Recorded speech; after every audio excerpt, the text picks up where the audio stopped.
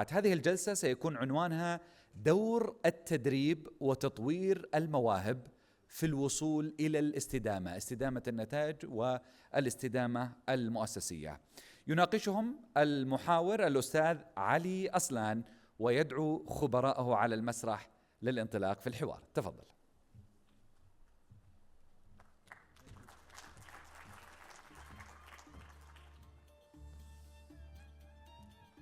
Let me do this from here. Ladies and gentlemen, it's wonderful to be back on stage after having moderated panel one, also to be back for the last panel of this year's Financial Academy Forum, ladies and gentlemen. And the third and last panel is holding the title, The Role of Training and Development in Navigating Sustainability. So it is promising to be a very, very interesting one, particularly if you will see and listen and who is going to be joining me up on stage here. Ladies and gentlemen, first up, he's the Senior Vice President of People Development at Riyadh Bank, where he oversees the Riyadh Bank Academy. Please welcome Dr. Abdul Rahman Farhan Al-Motri, ladies and gentlemen. It's great to have you with us. Also with us, she's the Executive Director of Member Engagement and Learning at the Chartered Insurance Institute. Ladies and gentlemen, please welcome Jill White. Also delighted to be joined up here on stage by the Chief Human Capital and Corporate Affairs Officer at Al-Raji Takaful. Ladies and gentlemen, Ibrahim Al-Hawish. And last but certainly not least, we're being complemented and completed, if you will, here up on stage by the Executive Director of HR and Admin Affairs at the Insurance Authority. Ladies and gentlemen, Dr. Ghada Benbas. It's the microphone's right here, perfect. When the technique works, it makes things easier. Wonderful, ladies and gentlemen, thank you for joining me here for what is promising to be a very insightful and timely debate, the role of training and development in navigating sustainability. Dr. Abdul Rahman, let me dive right in. We don't have much time, so I want to make the most of this panel. Now, sustainability, it's a given. We hear it at all the conferences. We hear politicians speak about it. It has become somewhat of a buzzword, but it has also evolved quickly to be a critical driver, needless to say, of business success all across industries. In your mind, how do you think the concept of sustainability in recent years has shifted importance, generally for all industries, but particularly yours? Thank you, Ali. I would like to say thank you to the Financial Academy for hosting such an event. Thank you, everybody, for attending this session. Well, sustainability is, we say it's the hot topic in our industry today, the banking industry. It takes us from thinking about making financial profit to the bank or to the financial institution to consider other factors such as our social, our environment, people around us, and things around us. Few years back, I would say sustainability was the topic that is, considered to be important initiative. Today is the strategic direction for all the industry. We are lucky enough at Riyadh Bank to be led by great board members. They realize it fast. We were requested then to study our capabilities within the Riyadh Bank and see what we have there. And within the learning development and other programs, we try to implement it, bring it to the conscious of our leaders and our senior management, as long as to day-to-day practice.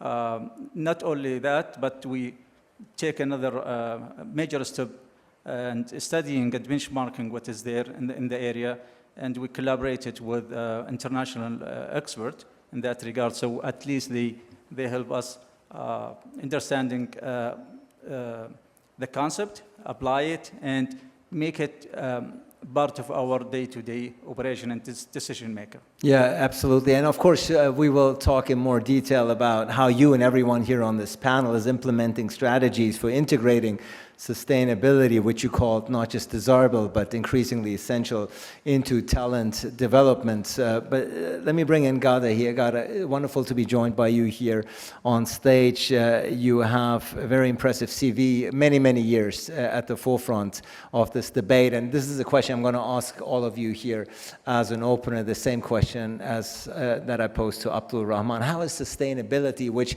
thankfully and rapidly evolved, if you will, from a buzzword and something that companies like to embellish their record with, to something that has become an absolute necessity? How has it changed and influenced your industry?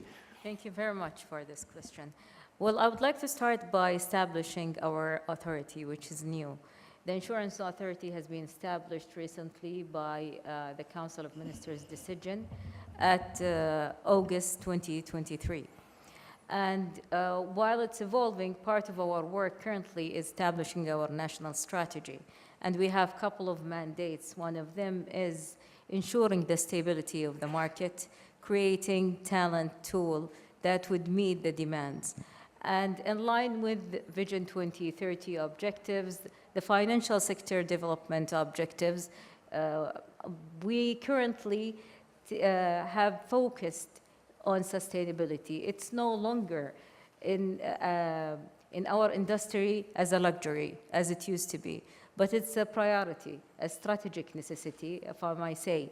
And if you look into Vision 2030 pillars of having a vibrant economy, an ambitious nation, all of those aligned with the different vision realization program, you would have objectives that state and emphasize on fostering a learning environment, if I may say, that would ensure sustainability of talents, which will reflect on the market itself, of having resilient market, successful and up to date.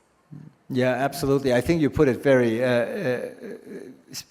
eloquently when you pointed out that sustainability has moved from being a luxury you called it. I like that, to a necessity. I think it's that transition that we're talking about, and it's transition, Jill White, that I'm sure you obviously have also been experiencing and demonstrating throughout your career, certainly in recent years. Tell us how sustainability has moved, as Gada put it so eloquently, moved from a luxury to a necessity.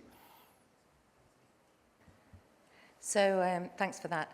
I think I was just considering as everyone was talking, it's not just about our accountability to make sure that all practitioners who study with the Chartered Insurance Institute understand sustainability and what impact it might have. It's actually also about the behaviours and the professional skills, so that in order that they act in a sustainable manner. So it's not just understanding the content per se, it's also about those behaviours, so they can make decision making can be based on sustainability and evidence and data and so on. So it's actually a whole mindset rather than just understanding the subject.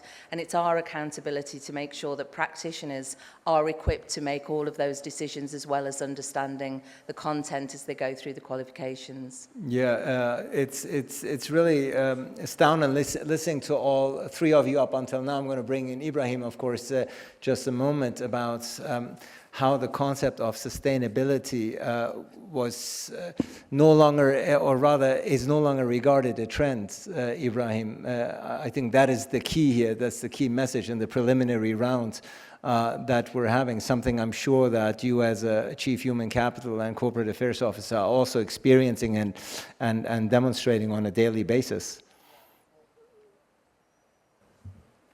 Assalamu alaikum. Thank you for having me. From an insurance perspective, I think the sustainability is now, it's not, the insurance is not traditional anymore. It now is fostering or undergoing a transformational, let's say, robust transformation in terms of digital and product development. However, to sustain this transformation or this era of transformation, we need to have the right talent and how to and retain them. To retain them, we need to start a sustainability program for them, and this starting from the value and the strategic direction of the company. So we at Rajah Takaful, we have one of our directions to sustain our talent within the company, provide them with the right knowledge that support the sustainability and the right governance within the company. That will help in building, let's say, a continuous talent pipeline within the company, starting from, let's say, the fresh graduate, moving to the middle management, up to the executive management. Thank you so much. And certainly as a representative of one of the largest insurance companies here, listening to you and emphasizing the need and importance of sustainability carries a lot of weight, without a doubt. Abdul Rahman, let's get more specific in the second round here and talk about not just about the necessity and the importance of sustainability, but how all of you have actually implemented it and is integrating it into your company and your workforce. Give us some examples. How have you been working on it? How have you been implementing if you will, the sustainability? How have you been integrating it into the talent development within your bank? Thank you for this question. Well, Ali, we know in English they say that take a village to raise a child, so everybody has to be involved to create this beautiful creature. Within our institution, Riyadh Bank, it's everybody contribution to it. We did start with collaborating with the international global expert in ESG. They designed the training programs for our board, for our executives, C-levels, all the way down. And then we try to, with our strategic partners, to integrate this concept in our policies. We take it down to create a new policy emphasizing that ESG and sustainability must be part of our mandatory training that we need to launch in early 2025. We cover the first cohort from our senior leaders, but the idea of bringing the concept slowly to people, we didn't want to rush it. It's not rocket science for them, but however, it's another extra way to be able to understand, apply, evaluate, and then maybe later on generate report when it comes to ESG. What we sense, in fact, we think it's people welcoming the idea, and especially our young employee, they are excited about it. They care about environment, they care about social movement that is happening around the kingdom and globally. So we didn't find any kind of resistance. Seems like a smooth sailing for us, but a policy to support that need to be taken in place soon. And then we are planning to automate a lot of these principles to our day-to-day decision maker, all of that. And that is our role as learning and development and talent development, to integrate it in our leadership training programs, future leader training programs, mandatory training programs, as well as our e-platforms that we support our employee with. So everything within training must be include something around ESG. Yeah, thank you so much, Abdul Rahman, for demonstrating how you at Riyadh Bank are integrating sustainability into talent development. Obviously, this is also how you bring out and complete and shape future-ready leaders, of course, for your industry, something that we will pick up on in just a moment. But Jill, we're talking about strategies for integrating sustainability into talent development. And with your background, extensive background in learning development, I'm sure you have a thing or two to say about that. I do, and thank you. So obviously we've embedded ESG and sustainability into lots of our qualifications and learning programs. But I think one of the things that's really important, that's making a huge difference for us internationally, is the launch of the Profession Map, which is the competency framework, the international competency framework for all financial advisors. There's a separate one for them, and for all insurers. This is a framework of competence across all levels of seniority and experience, And what it introduces you to is not simply the technical training, to my point earlier, but actually the knowledge, skills and behaviours that a practitioner needs across all levels in order to be able to do their role properly.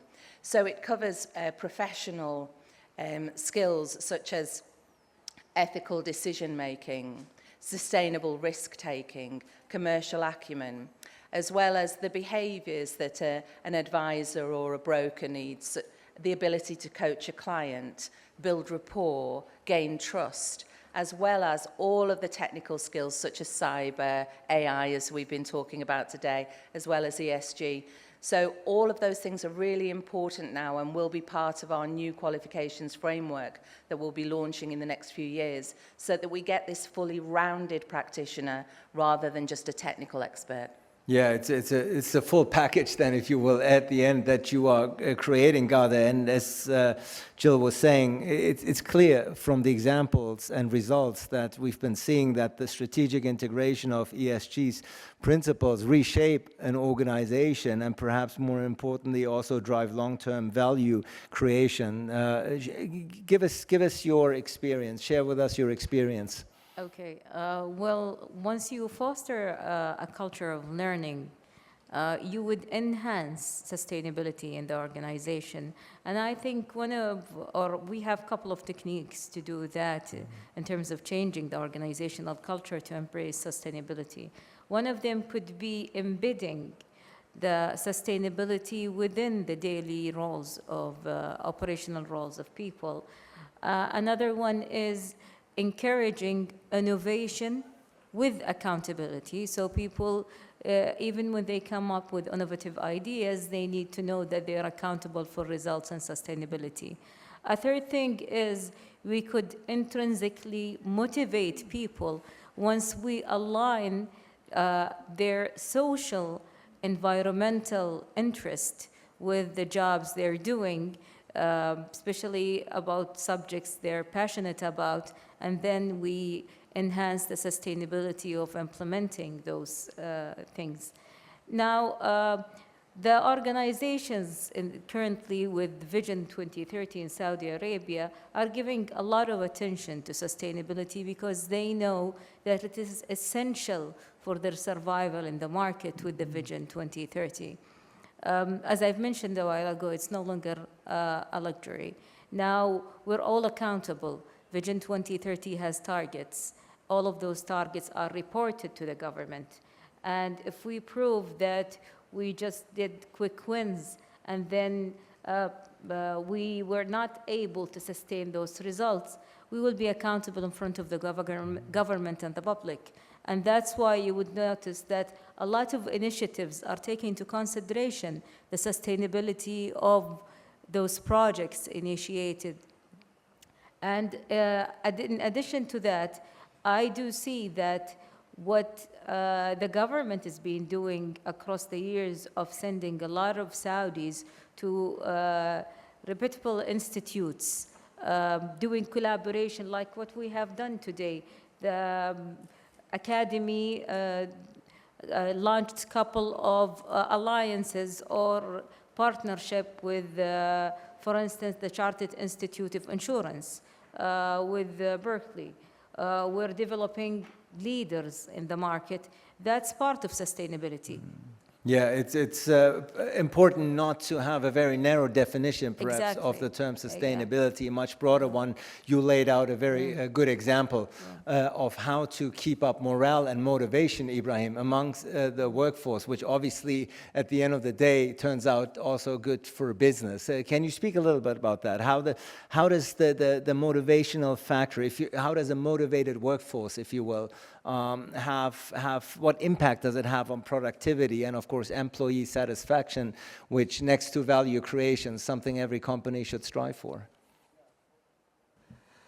For this question, I think building the right talent, let's say, culture within the company, starting from, let's say, what I've said before, starting from the strategic direction for the company, then seeing what the right capability within the company. We need to assess them. We need to build the engagement survey, see what's the current capability that we have, and how we can develop them in the near future, in order to, let's say, cope with our sustainability strategic direction. However, building on what Jill has said about the right capability, right skills and knowledge that we need to build our right talent. Also, I think we need to focus on let's say, technical knowledge and interpersonal abilities, in addition to the ethical leadership and digital transformation. That will integrate more sustainable, let's say, initiatives within that day-to-day operation within the company. Yeah, thank you so much. Again, I think it's abundantly clear throughout this second round of questioning how important it is to implement and integrate sustainability into the talent development and the skill set, if you will, of your employees.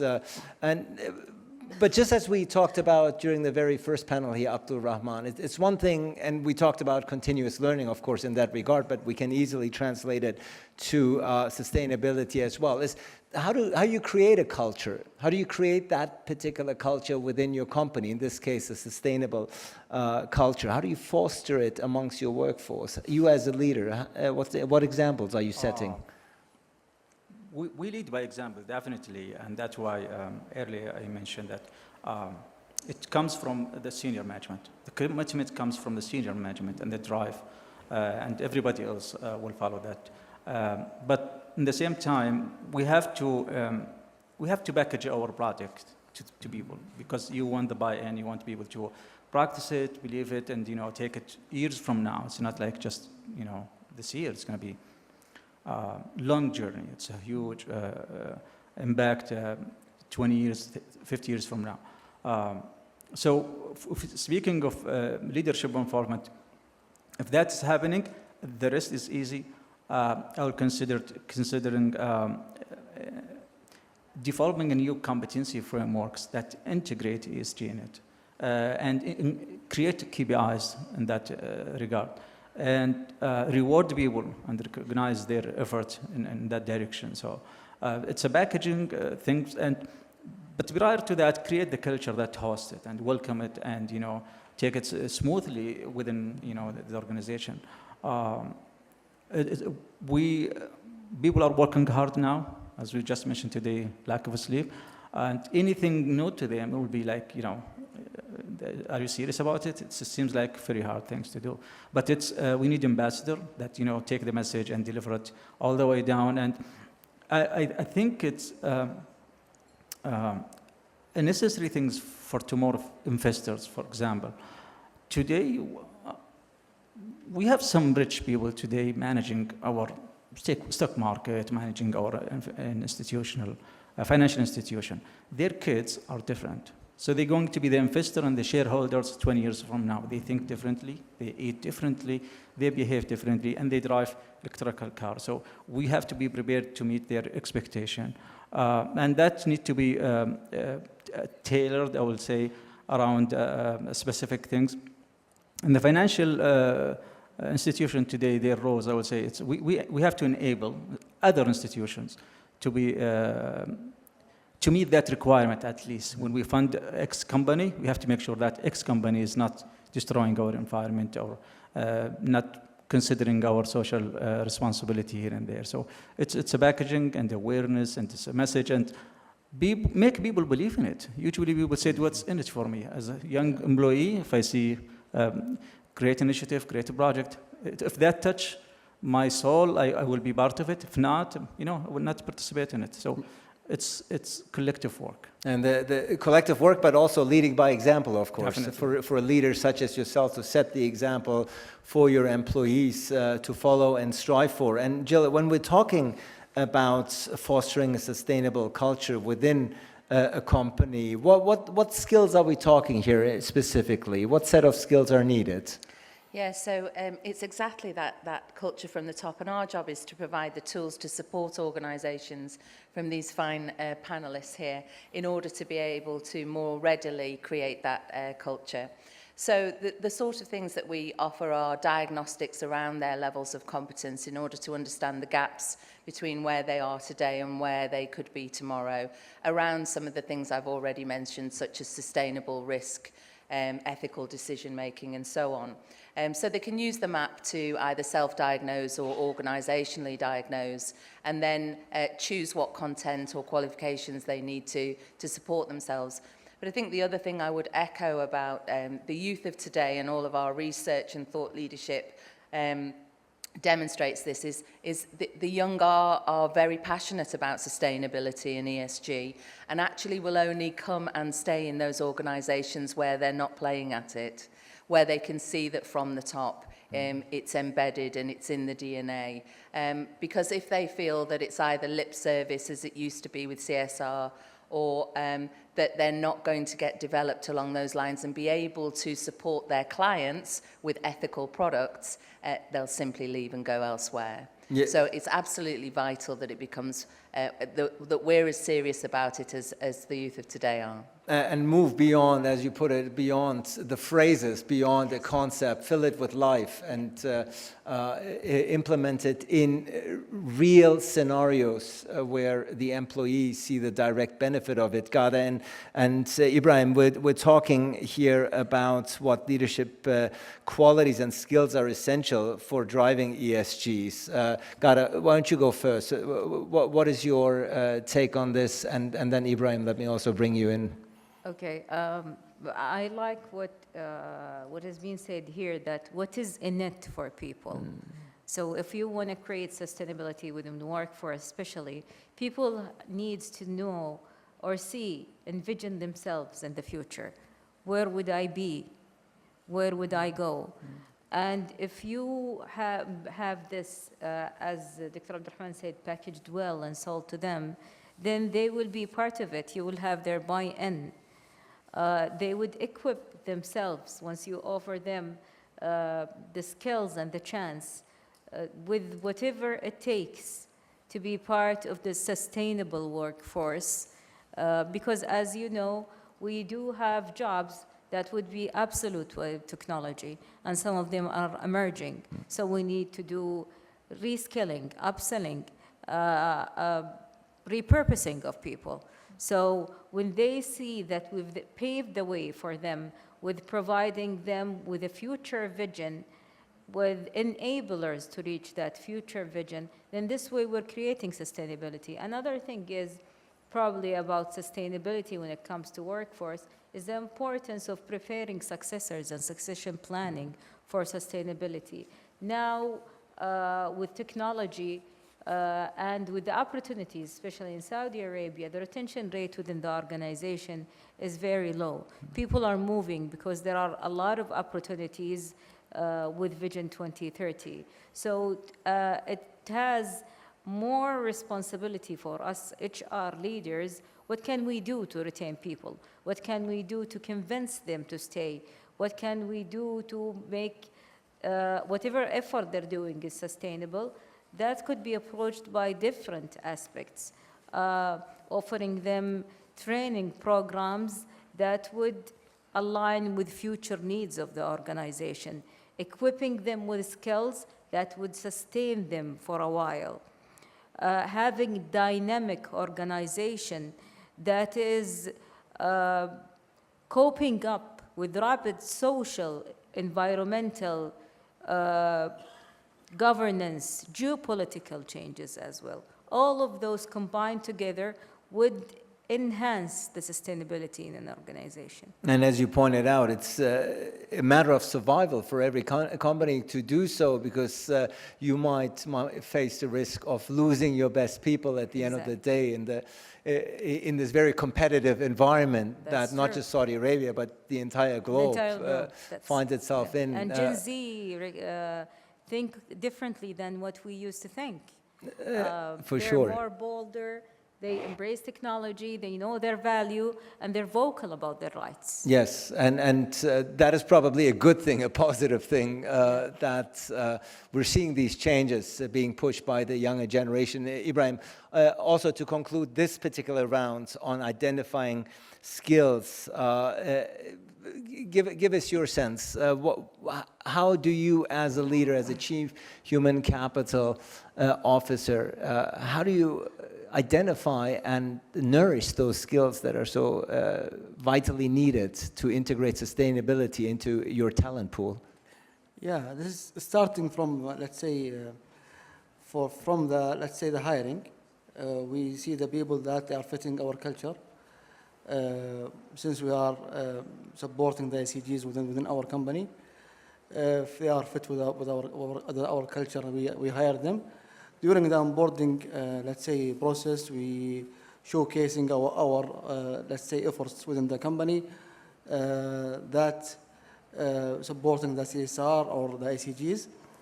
Moving forward, we have, let's say, an internal training and analysis for the current workforce.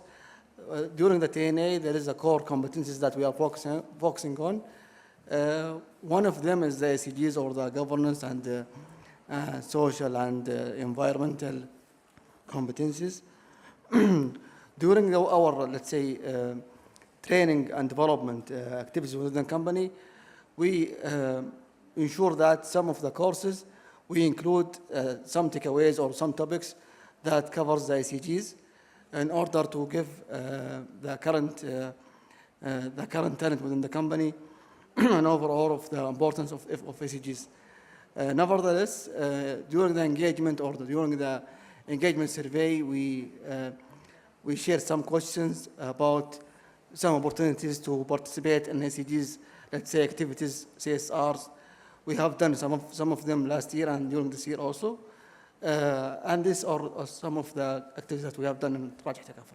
Yeah, thank you so much. Again, I think the necessity, the relevance, the importance of sustainability, integrating it into your workforce for your own benefits, first and foremost, I think is perfectly understood. I want to address during this following round, I want to address the key tools that you address amidst the many ongoing environmental and social challenges that we're seeing. That is, of course, Abdul Rahman, that is a challenge for each and every company, for each and every leader.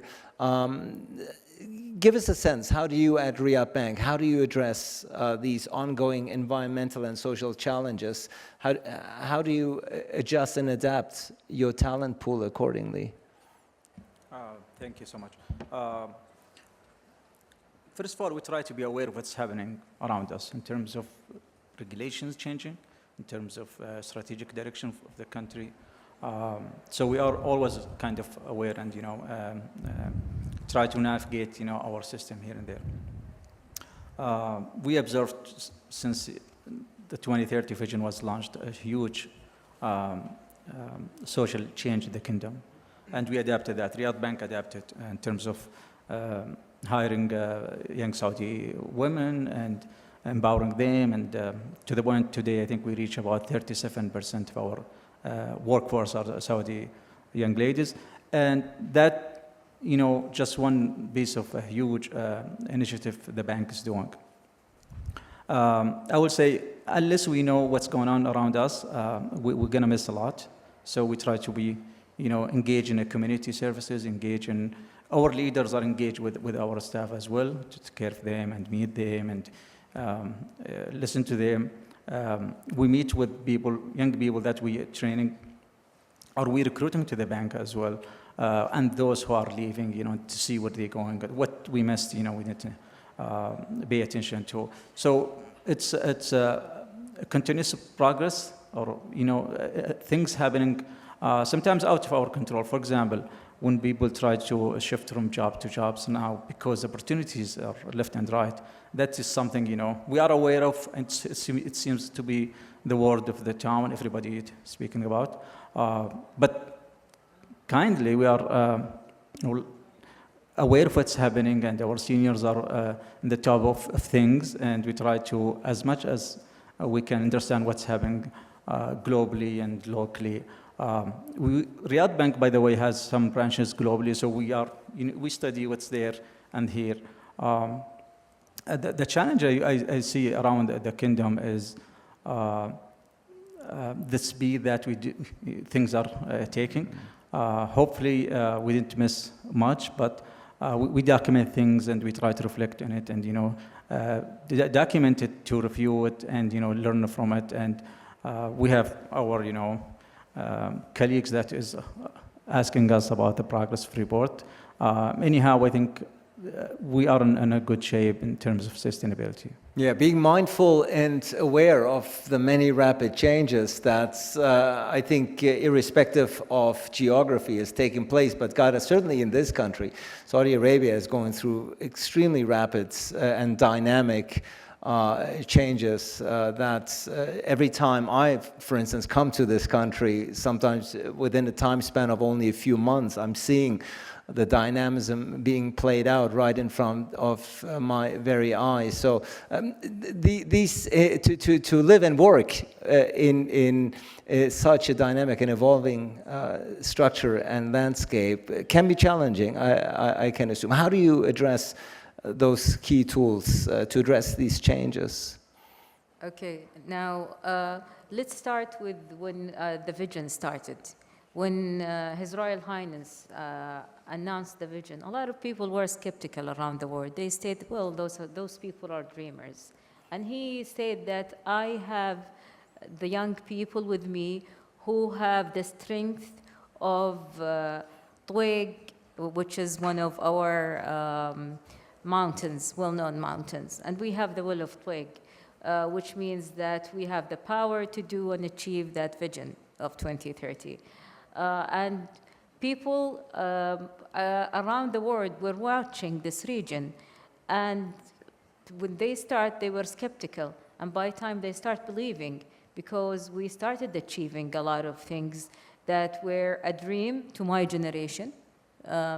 I was born in the 70s, I grew up in the States, I returned back to Saudi Arabia, I was exposed to two cultures. So I've noticed the different changes that happened in Saudi Arabia. I studied in the UK as well, so every time I come here, I get surprised by a new building. Sometimes even week by week, whenever you pass by a street, you would find a new building there. When we look at our news, we would find new entities established. For instance, let's look at the strategy of one of the ministries, which is Ministry of Tourism. It had 23 national projects, giga and mega projects, like Red Sea, like Al-Qiddiya, like Neom. So all of those changes around us are sometimes catching us by surprise. And by time now, after 5 years and approaching 2030, we should learn now that what we promised or our government promised has delivered. And there is much to come. And we need, as generation, to sustain those changes and do better. We should go above and beyond to meet those expectations. So this is my takeaway of it. One of the things I like by Saudi Arabia is, for instance, embracing IA. His Royal Highness said in Osaka in 2019, once IA, an Internet of Things, is utilized well, it will bring a lot of improvement to humanity. And he stuck to that promise. A lot of organizations in Saudi Arabia adopted AI and generative learning. And it is proven that it would enhance the sustainability in a lot of our businesses instead of having them absolute. Yeah, thank you so much for this very comprehensive answer, because it shows, as somebody who is shaping the future of this country together, that you feel extremely passionate and proud of the developments, and rightfully so, that we're seeing here, Ibrahim, because this evolving dynamic landscape is a blessing in many ways. It also brings perhaps a certain set of challenges, sometimes even surprises, as we just heard. How do you face them? Actually, for the challenges that we are facing, one of the things that we need is the internal collaboration within, let's say, leadership, executive management, and all employees, in order to achieve the unified goal, which is the ICG's implementation within the company.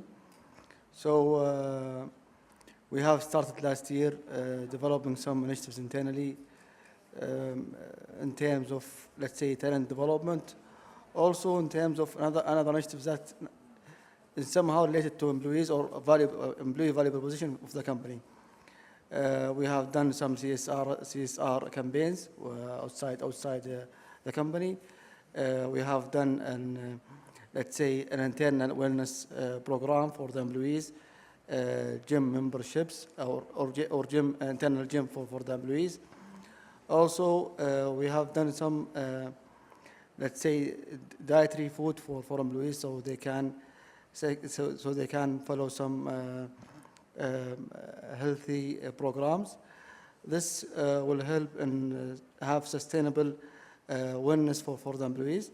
On the other hand, providing, let's say, the external talent that we provide in such initiatives within the company will increase the value brand for the company in terms of attracting the outside talent.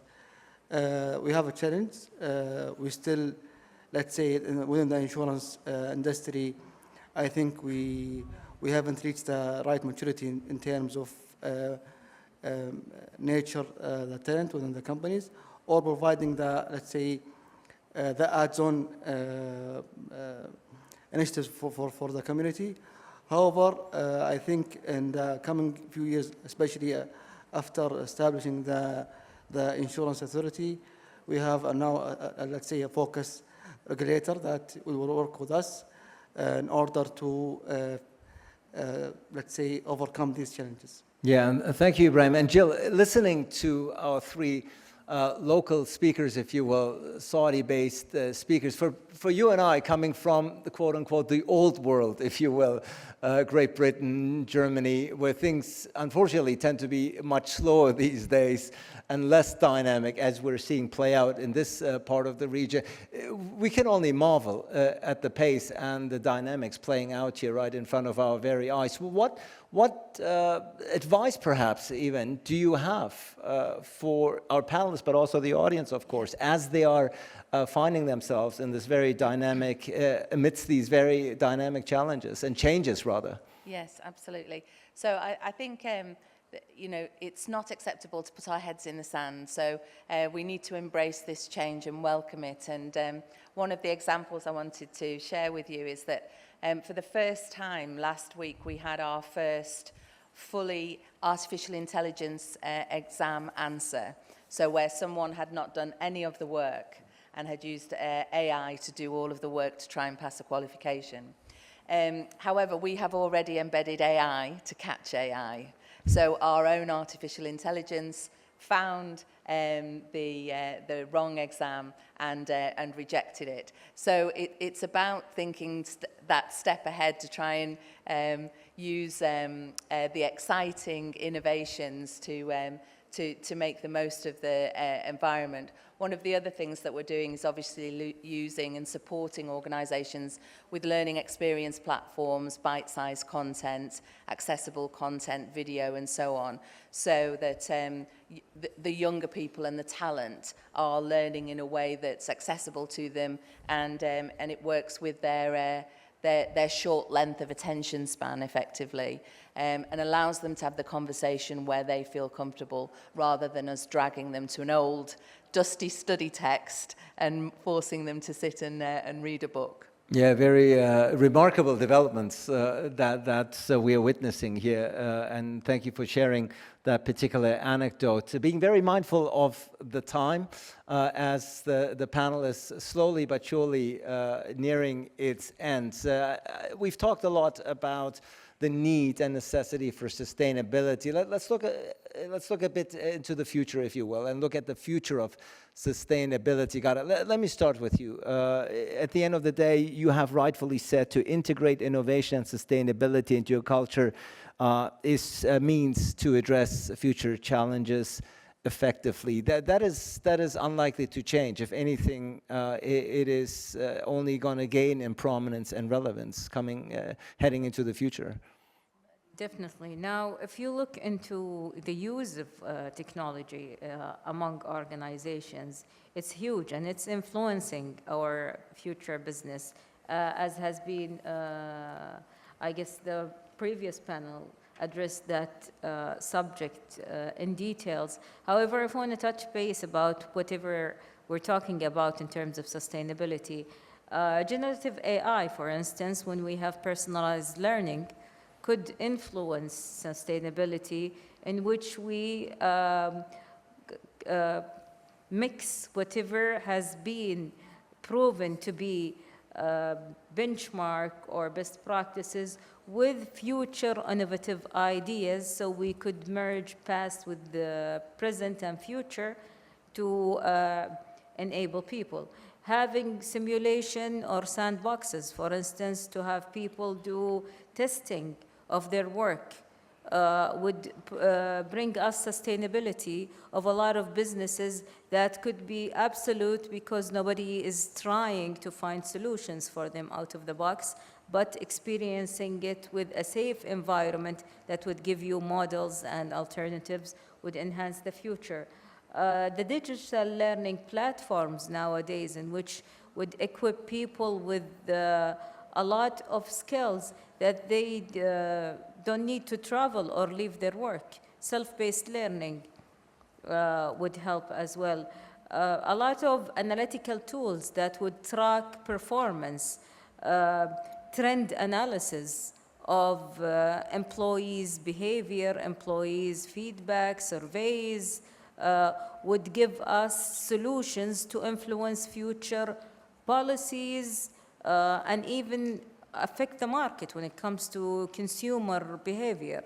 Yeah. So this is part of the uses of technology, if I may say, that would enhance sustainability. For certain. Thank you for pointing that out, Gada. And I think it's a point very well taken that technology, as the previous panel, but also the very first one here on continuous learning, has stressed and overstressed, if you will. It's not a trend, but a reality we all have to face and grapple with very quickly. Ibrahim, you said to empower employees to make sustainable decisions by embedding ESGs into every level of talent development is key and essential. Clearly something we can all agree on here on this stage, something that's only going to become even more crucial as time progresses. How are you going to make sure, as a leader, to make sure this trend is upholding? One of the things I think is to ensure that we have the right governance within such programs within the company. We ensure, let's say, the continuity of these programs throughout the years. And I think ESGs will be one of the, let's say, driving force in the insurance industry in the future. Let's say companies with sustainable talent, sustainable or strong practices of sustainability, they will be one of the favorable companies for the clients. So I think focusing on sustainability in the future will become more crucial and will back the product development and let's say risk assessment. Nevertheless, also on the customer and stakeholder engagement.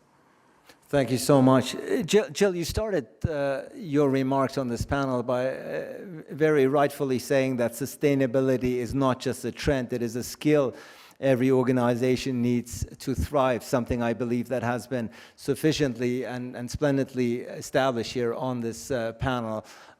Looking into the future, how are we going to make sure that every company, every team leader, if you will, is inheriting this model? Yeah. So one of our jobs as the professional body is obviously to do the thought leadership and conduct the research to support what the future thinking looks like. And then our job is to translate that into the learning and the content that will support all of these guys with their organisations. So that's our role, is to turn effectively that thought leadership into CPD that's accessible for all.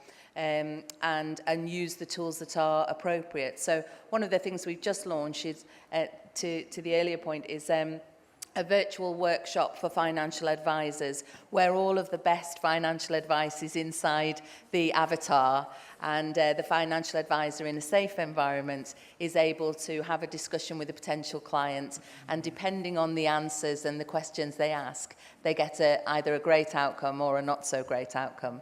So that's using the wealth of experience of years and putting it at the feet of people who are learning today.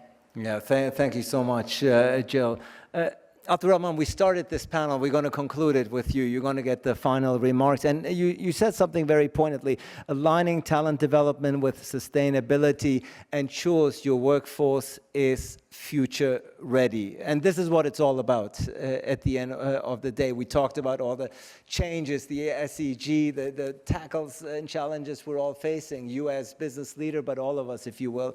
And to be future ready, to be resilient and proven material, if you will, for what is to come is essential. That has to be and is probably your main task for the years ahead. Sure. I will will add to that. You have to link your core values to ESG principles. You must do that to keep it and sustain it, and make it within the DNA of this institution. You cannot just keep it around here and there, and whenever you remember it, you go back to it. Integrate it within your core values. That will assure practice and implementation, and I would say collaborate with others. You cannot do it alone. Collaborate with experts, and yes, build capabilities around that. Bring people, especially young people. The buy-in is essential here. If that is done, I think you will be capable of sustaining your business and meeting your customer expectation. And seek benchmarking. Go to the sustainability index and see your country, see your institutions, see your whatever you're seeking, and find out how can you improve just one step ahead. That will at least give you a North Star that you're seeking to reach. But I think within the next 5 years, this topic will be something unique, and the achievement will be great. And I'm sure we will have another session when we celebrate success. Yeah, without a doubt. In 5 years' time now, when we sit here for the Future Academy Forum 2029, I'm sure that will still be the relevant topic to be discussed. And I think your plea for individuals but companies to be open for collaboration is something that is very well appreciated here at the Financial Academy Forum, which manages year in, year out to bring spectacular individuals such as yourself, both based in Saudi Arabia but also internationally, to come together and do exactly that, to collaborate, exchange thoughts, learn from best practices, and then move ahead. Ladies and gentlemen, the role of TND in navigating sustainability, what a spectacular final panel this has been. I think it's a wonderful and splendid way to conclude the panels here at this year's Financial Academy Forum. Abdurrahman Al-Moteri, Ghada Ben Bas, Jill White, and Ibrahim Al-Howish, thank you so much for your insights and leadership. This is your applause. Much appreciated.